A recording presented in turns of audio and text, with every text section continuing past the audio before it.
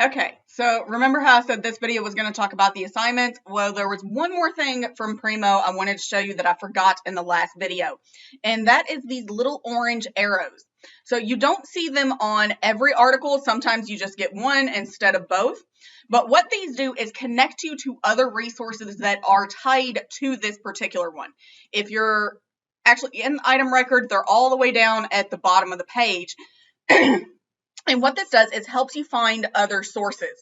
So the arrows pointing downward are sources that are cited in this article. So this is taking the work cited, the references, the bibliography, whatever the article is calling it, and is looking in Primo to see, does the library own these? So this is an easy way to find other resources by looking at where someone else got their resource info. One of the easiest ways to find more information on a topic is to look at where someone else. So always look at your article's bibliography. They might be able to bring you good information that could be good sources for your topic as well. Primo kind of connects that for you. If we have full text record for it, it'll go ahead and connect you to that. What those arrows pointing out mean is those are articles that use this original articles, in vivo calcium and phosphate, blah, blah, blah, was the original article. These are articles that cite that article in its bibliography. So this is taking this center article that you originally found and looking forward on how are other researchers using this. Sometimes this is helpful, sometimes it's not. But it's an easy way that the computer's already compiling the list of resources for you. Browse through it, see if anything stands out as, oh yeah, that'd be helpful for my research too. Let me use that. So really easy way to connect to resources.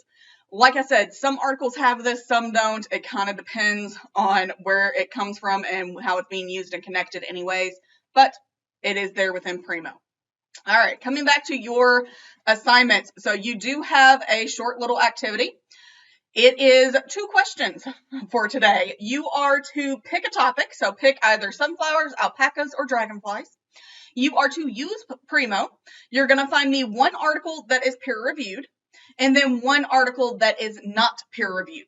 So you can find not peer-reviewed articles in 2 ways. You can, if we go back to my search results, to find peer-reviewed articles, limit to peer-reviewed. To find things that are not, you can leave off that peer-reviewed limiter and find things that are just articles.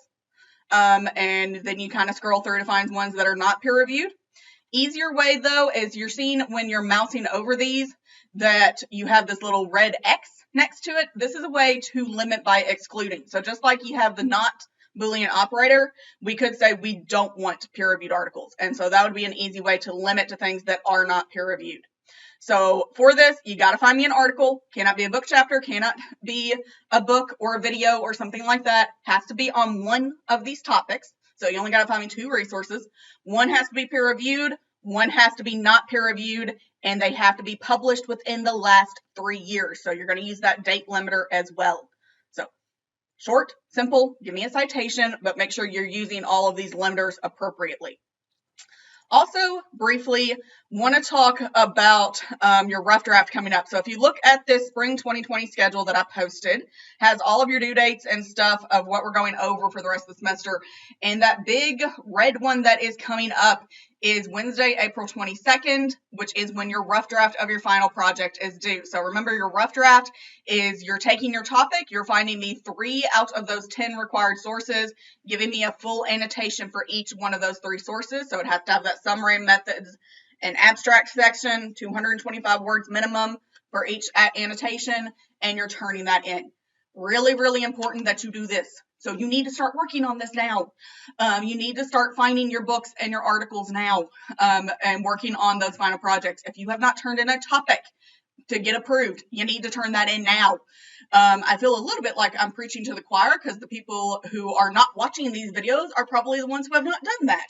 However, don't let this date pass you by. Historically, students who have not turned in a rough draft, which by the way is worth 100 points, do very, very poorly on the final.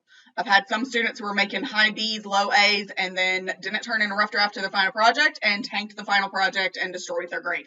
Don't let that be you.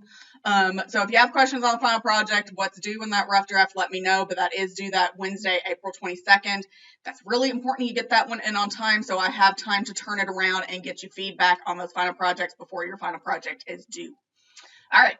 That is all. I'm now going to enjoy my tea and cookies as a reward for getting through all these videos. Hope to talk to you soon. Remember, as always, if you have questions, let me know. Bye.